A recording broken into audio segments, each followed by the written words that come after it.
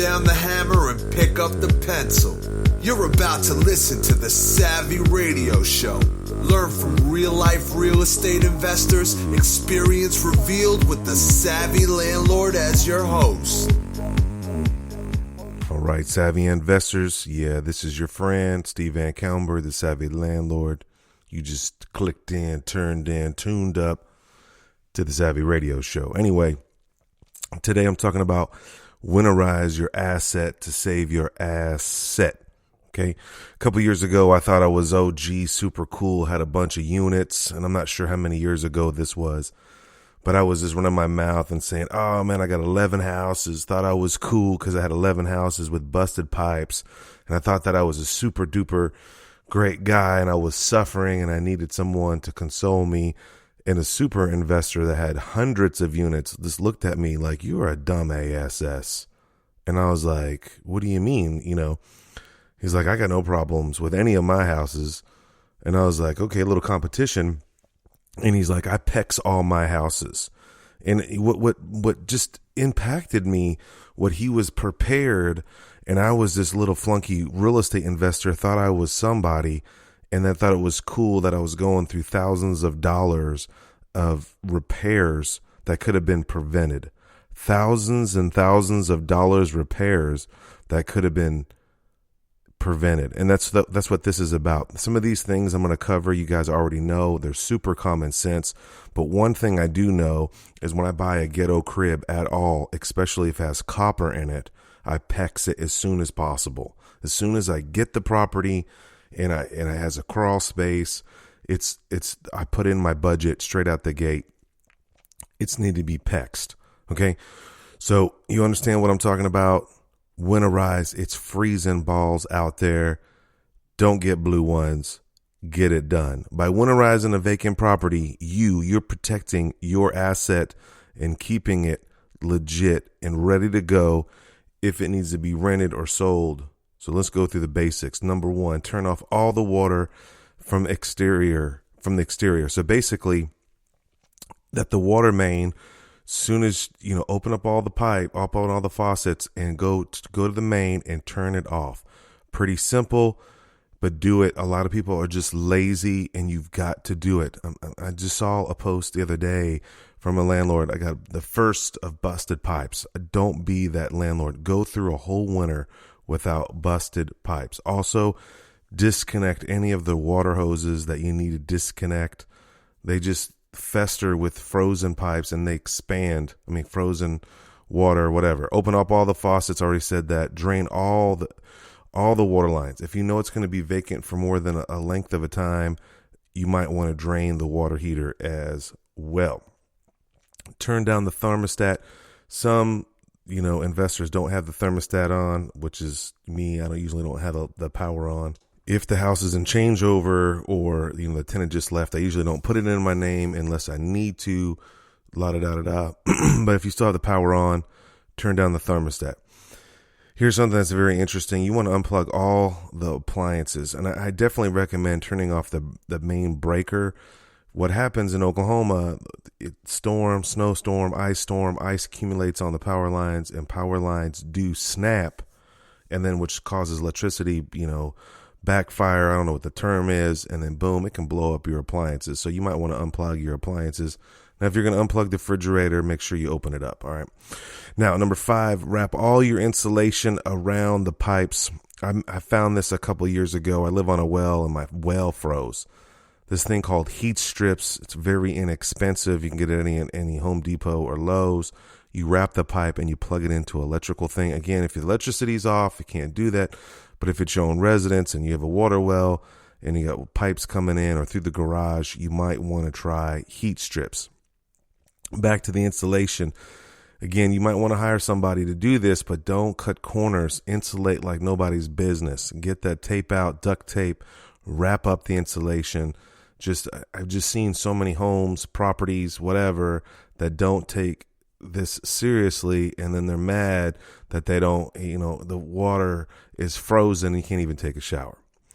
Now, after you do all that jazz, open up the cabinets. Number 6 in the house, indoor faucets they're exposed. Make sure that you have air circulating through the property.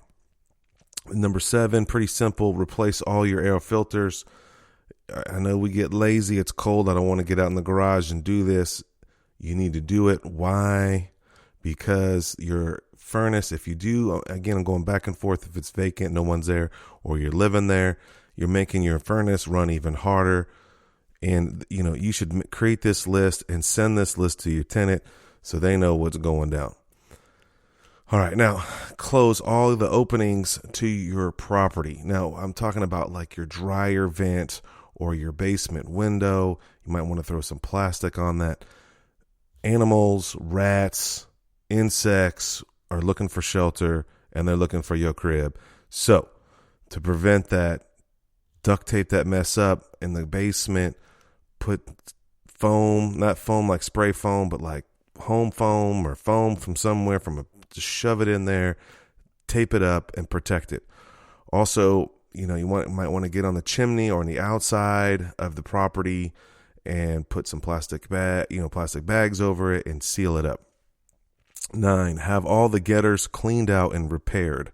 Now, what happens is it rains and then it freezes, it puts weights on the gutter and then rips the gutter off, and you got more of a drama. If the gutter fell off because you put the ice on there, then in some ghetto cribs, it will leave the fascia exposed, which goes into the attic, which creates even more drama. You can prevent all that if you clean the gutters real fast. You can buy this little tool, knock it out, and you'll be done. Here's something that I just learned the other day. Remove everything that's touching the property. This is pretty basic, not only for insurance, like you need to cut the trees off the property, but I was stacking all my fire logs next to my house onto my brick, and someone was over at my house the other day, and they said this, hey, that's how termites transfer from one area to the other, is through wood, and which is wood touching your property. Makes complete sense to me. I didn't know that, thought I was cool, stacking up the firewood, ready to roll for the winter. Next thing you know, I'm creating a termite party. So you want to not touch anything to the structure of your property, especially if it's siding, especially if it's wood, like firewood or plywood. One time I just put a 4x8 piece of plywood on a rent house, and I went back and later, and it had fested with bugs, and it just transfers. Number 11, make your property look like someone's living in there. What I use, you can buy these for like $6. They're fake motion detectors, which is really cool about these. They look like real cameras on the outside. You put them on the outside, but if someone walks by it at all, it has a motion detector and lights start blinking. It's legit, and it looks like it's real. So, and it throws them off. That little light just all of a sudden popped on. Put those on around the property. Make sure. Remember, the winter creates all kinds of issues that you didn't think about. One, squatters love to come in vacant houses. Kids want to fool around. They're away from school. They're playing, and then they see a vacant house. Next thing you know, they're throwing a little party in your crib. 12, double check weather stripping all over the house, inside, outside. It's like $12. Just do it. Get a good handyman, and it will just make your life easier. And when you do a Section 8 inspection, you can't have any daylight coming in from the windows and or the door. You can cut that out quickly. I see another landlords get all ghetto cheap on that. Don't do it. Do it right. Now, the final one, fireplace. Yeah, I didn't realize that either, but there's a flue in there. You can close that, shut the thing down, tape it up. I mean, don't tape it up because they're going to use it again, but just barricade it so no drafts can come out. So now all this sounds all gravy, pretty cool, no big deal. It's pretty common sense stuff. But here's the thing that I think that you need to get. If you got this far, which is about 10 minutes, you need to educate your tenants on the front end that this is their responsibility to maintain the property, and that they're responsible if some damage was occurred through the water pipes. I've had this before. I've had this property where the garage was on the second floor, and the garage apartment was on the second floor, and the downstairs was exposed, and the pipes constantly froze. Now, a lot of it boils down to the the ghetto tenant not dripping the faucets. I don't know why people don't do that. You need to do that. But what happens is that creates a problem. Then it starts defrosting, and then boom, busts your pipes. Water's gushing. It's a nightmare. And then you got to get someone out there below zero trying to fix that to cost more money. And what I do is I educate the tenant on all these things that they need to be doing, and I remind them as they sign in the lease that they are responsible for any damage that comes to the property, and that we are not responsible for any of their belongings getting damaged through any acts of God or any of that type of jazz. Does that make sense? Or anything that's out of our control. Ours insurance only covers the structure. And then my final thought is send someone over to the properties. The year that I had 11 or 12 that were busted, it was worth paying a handyman with the master key to just drive around, check on vacant properties, and make sure it's legit. You should do it every week or two, and don't go more than 14 days without checking your properties. On a thermostat, someone texted me once, what's the temperature? 50 degrees, don't go lower than 50.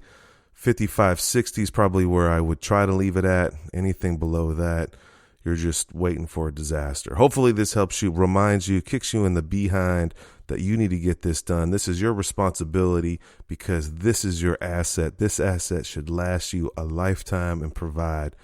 If you keep spending money on unnecessary repairs and drama, you just get diarrhea for no reason, and you can correct that. I don't want to be cool like I was. Don't be like me like I was a couple of years ago. Oh, man, everybody feel bad for me because I got 11 houses that had busted pipes. I thought I was super cool, and now when I hear landlords talk about it, I'm like, nope, you didn't do your job, and that's your job. I'm glad that you made it this far. My name is Steven Van Kallenberg. If you want to listen to other motivating, hipped up, down to the earth episodes, go to the radio, SavvyRadioShow.com. Thanks for listening to the Savvy Radio Show. Glide online and listen to our other motivating episodes at SavvyRadioShow.com. Connect on Twitter at LandlordBook and always be buying assets.